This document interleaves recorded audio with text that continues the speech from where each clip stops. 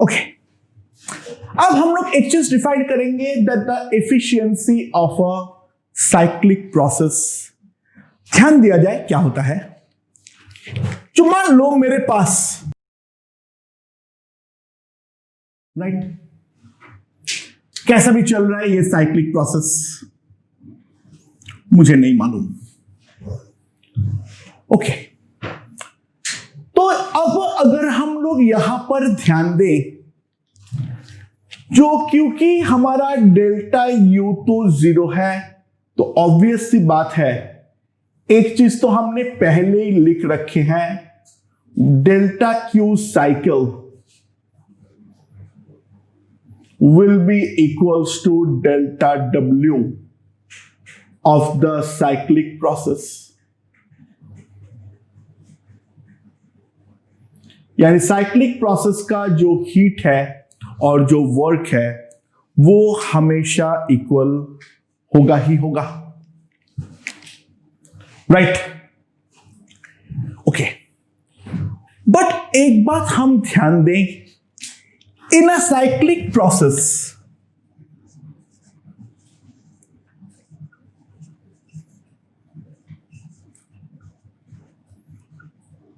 some steps are endothermic। कुछ steps जो है वो एंडोथर्मिक है, यानी सराउंडिंग से वो हीट एब्जॉर्ब करता है,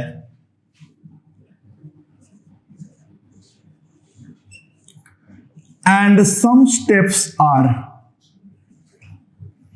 एक्सोथर्मिक। यानी कुछ स्टेप में वो हीट जो है वो सराउंडिंग को रिलीज करता है, राइट। तो late magnitude of heat absorbed by the system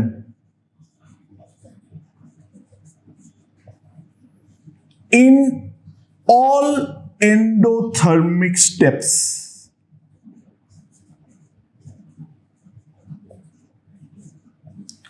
is equals to Q plus. जितने भी एंडोथर्मिक स्टेप्स हैं वो सारे के सारे एंडोथर्मिक स्टेप को अगर मैं एक साथ ले लूं तो कुल मिला के उन सारे एंडोथर्मिक स्टेप मिला के जितना हीट एब्जॉर्ब हो रहा है उस हीट को मैं मान लेता हूं Q plus, and magnitude of heat released by the system in all exothermic steps is equals to Q minus।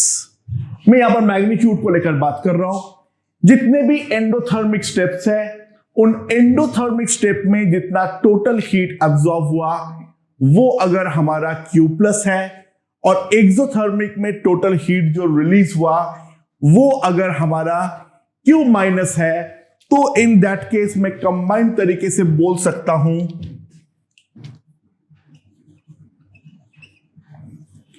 Net heat of the system delta Q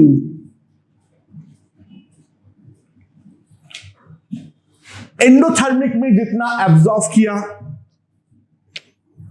minus exothermic में जितना उसने रिलीज किया, delta Q is equals to Q plus minus Q minus.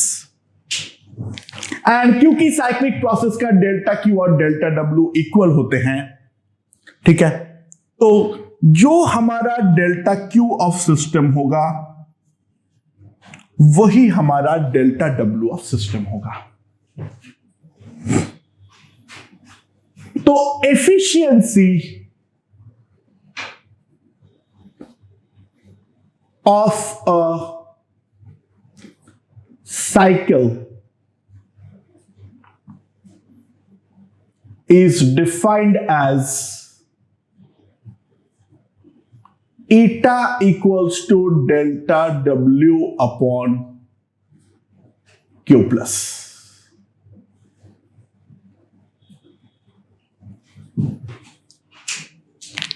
तो ईटा कितना आएगा मेरे पास? Q plus minus Q minus by Q plus. This is 1 minus Q minus upon Q plus. इसको हम बोलते हैं कोई भी एक जनरल साइक्लिक प्रोसेस का एफिशिएंसी। अच्छा, ये एफिशिएंसी हम डिफाइन क्यों करते हैं? ध्यान से समझना, लॉजिक है। अगर मान लो हमें साइक्लिक प्रोसेस अपने आप तो चल नहीं सकता है, इस साइकिल को रन करवाने के लिए मैं कोल जला रहा हूं, तो कोल जलाने पे मुझे सिस्टम को हीट मिल रही है, सिस्टम को हीट दे पा रहा हूं मैं। जितना कोयला मुझे जलाना पड़ा है, उसको इतना हीट किया है, वो Q प्लस के करस्पॉन्डिंग है। अब सिस्टम अगर कोई स्टेप में कुछ अमाउंट ऑफ हीट रिलीज भी कर देते हैं, तो भी दोस्तों वो हीट से हमें जला हुआ जो कोल का राख है, उस राख को वापस कोल में कन्वर्ट तो नहीं कर सकता हूं। यानी एक बार एंडोथर्मिक में जो भी कोल यानी कोयला जल गया वो फिक्स है। एक्सोथर्मिक स्टेप्स का हीट मेरा किसी काम का नहीं है। मुझे बेसिकली एक्सोथर्मिक स्टेप में हीट जाने के कारण जितने का कोयला में जलाऊंगा मुझे उतना वर्क कभी नहीं मिलेगा, लेकिन कोयला तो एंडोथर्मिक स्टेप के अकॉर्डिंग ही जलने वाला है। तो जितना वर्क मुझे मिला बाय जितने का कोयला मुझे जलाया मैंने, उन दोनों का रेशियो को हम क्या बोलेंगे? साइकिल का एफिशिएंसी। ईटा जो है that is always less than 1। किसी भी प्रोसेस का Q माइनस 0 हो नहीं सकता है, तो ईटा जो होगा वो हमारा हमेशा लेस देन 1 होगा। And that leads us to the second law of thermodynamics. Second law of thermodynamics ये कहता है,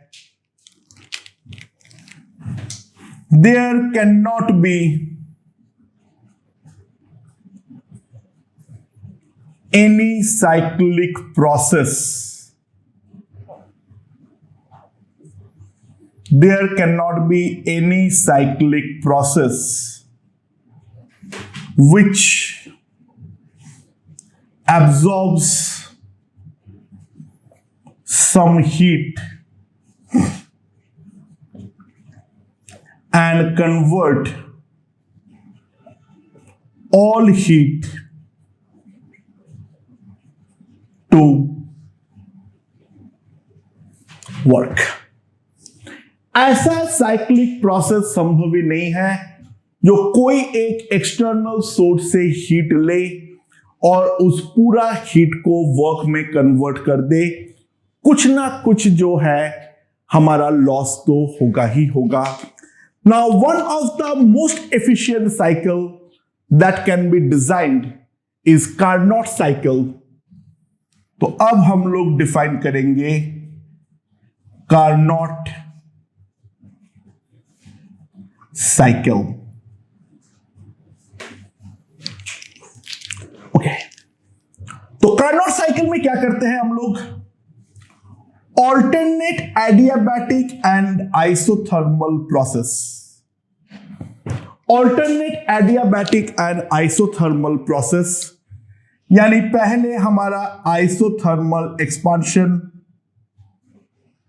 adiabatic expansion, followed by isothermal compression and that followed by adiabatic compression. तो ये है हमारा कार्नोट साइकिल ABCD। तो simple सी बात है, A to B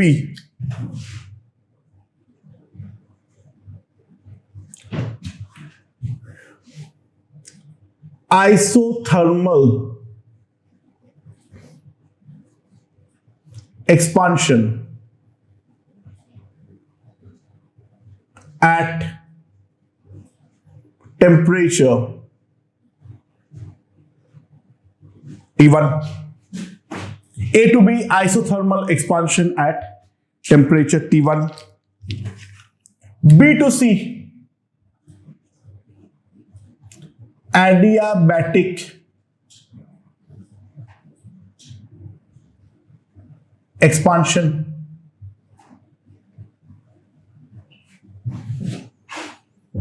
C to D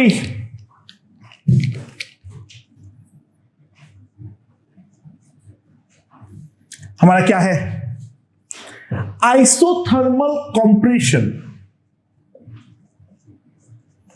isothermal compression at temperature T2 and D2A क्या होगा,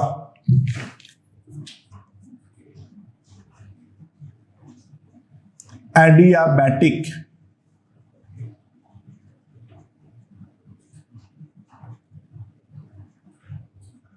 compression। ये है हमारा टोटल, ये चार प्रोसेस, ठीक है, राइट। तो मेरे पास मान लो है n मोल्स आइडियल गैस, मेरे पास है n मोल्स आइडियल गैस और इसका एडियाबैटिक एक्सपोनेंट जो है वो है गामा, इसका एडियाबैटिक एक्सपोनेंट जो है वो है हमारा गामा। तो मेन बात सवाल ये है, जो calculate efficiency of the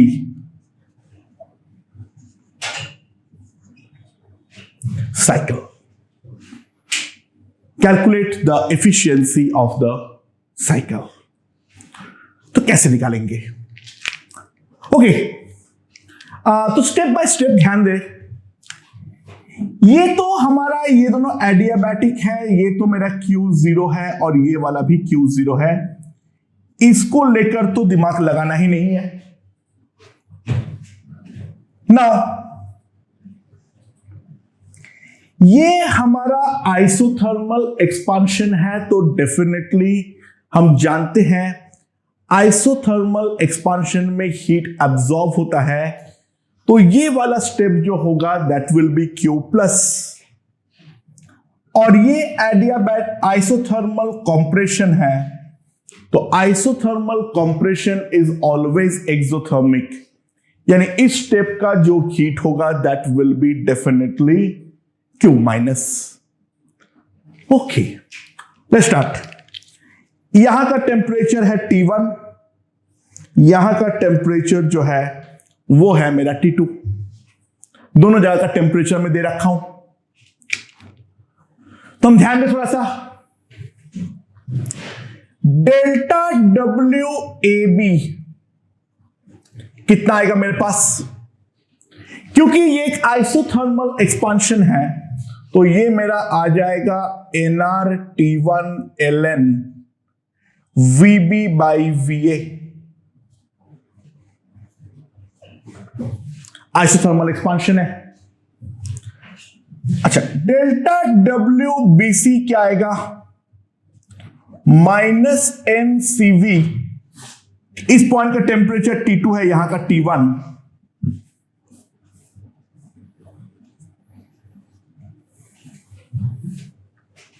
minus NCV T2 minus T1 minus NCV delta T, ये एडियाबैटिक है इसलिए। डेल्टा डब्ल्यू सी डी कितना आएगा? ये एक आइसोथर्मल प्रोसेस है, तो nRT2 lnVD by Vc and delta WDA minus NCB delta T. यहां पे फाइनल टेम्परेचर T1 है, इनिशियल टेम्परेचर T2 है, minus NCV T1 minus T2। मेरे पास ये 4 आने वाला है।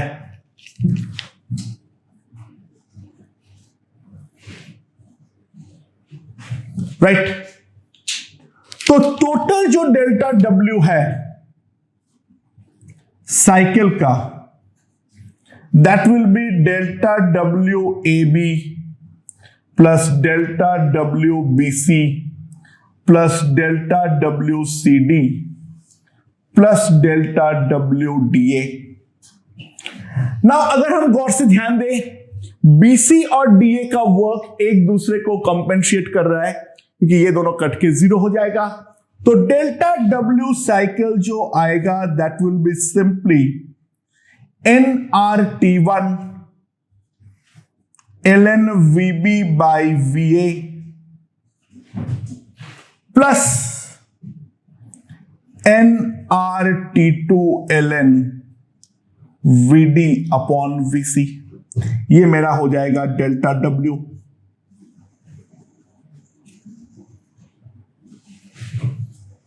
अच्छा, अब Q प्लस ध्यान देना, केवल एक ही स्टेप है, वो A टू B है।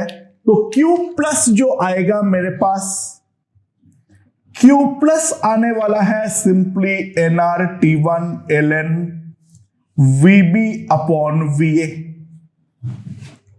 ये मेरा पास हो जाएगा Q प्लस।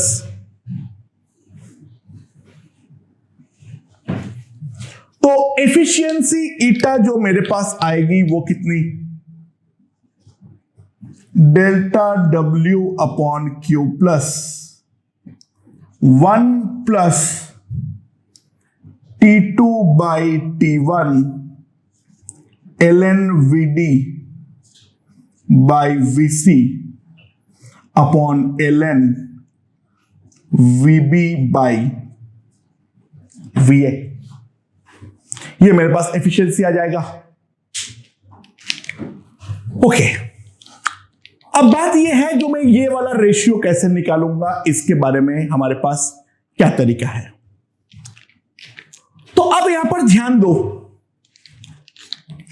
जो हमारा BC है वो एडियाबैटिक है, और B का जो टेम्परेचर है, ध्यान देना, that is equals to, B का जो टेम्परेचर है that is equals to T1, और C का जो टेम्परेचर है वो है T2। तो BC इज एडियाबैटिक। तो BC अगर एडियाबैटिक है तो सिंपल सी बात है, मैं क्या लिख सकता हूं? T1 into VB to the power gamma minus 1 is equals to T2 into VC to the power gamma minus 1।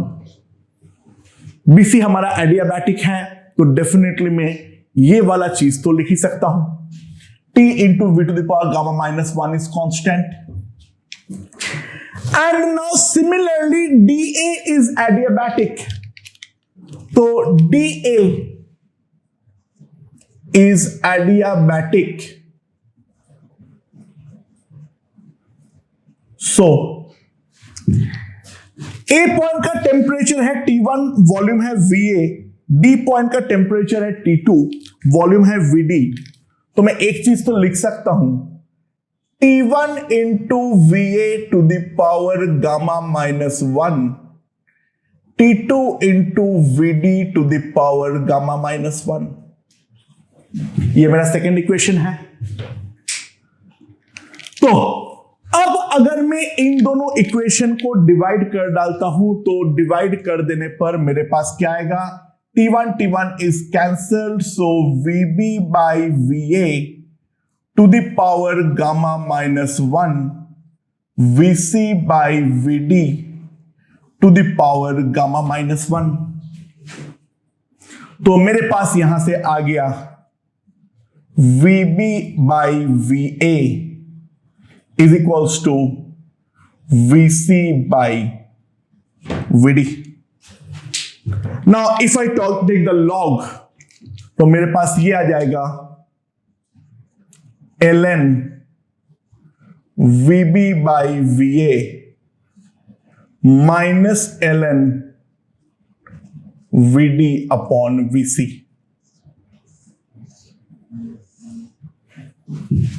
VC by VD को उल्टा कर दिया, ठीक है। सो मेरे पास ये आ जाएगा ln VD by VC divided by ln VB upon VA, that is equals to -1. तो अब अगर मैं -1 को यहां पर मैं लिख दूं तो एफिशिएंसी ईटा मेरे पास आ जाएगा 1 minus T2 by T1. And obvious सी बात है T2 एब्सोल्यूट टेम्परेचर 0 केल्विन तो हो ही नहीं सकता है, तो that simply implies eta is definitely less than 1. तो ये हमारा सेकेंड लॉ ऑफ थर्मोडायनामिक्स को भी प्रूफ करता है। जो कुछ भी कर लूं मैं ऐसा साइकिल बना ही नहीं सकता हूं जो कोई एक सोर्स से हीट ले और सारे के सारे हमारा क्या हो जाए, उसको कन्वर्ट कर दे बेस्ड ऑन वर्क। कुछ ना कुछ हीट का तो वेस्टेज होगा ही होगा, यानी कोई ना कोई कम से कम एक एक्सोथर्मिक स्टेप तो डेफिनेटली होने वाला है। तो इसी के बेसिस में हम बोलते हैं हीट इंजन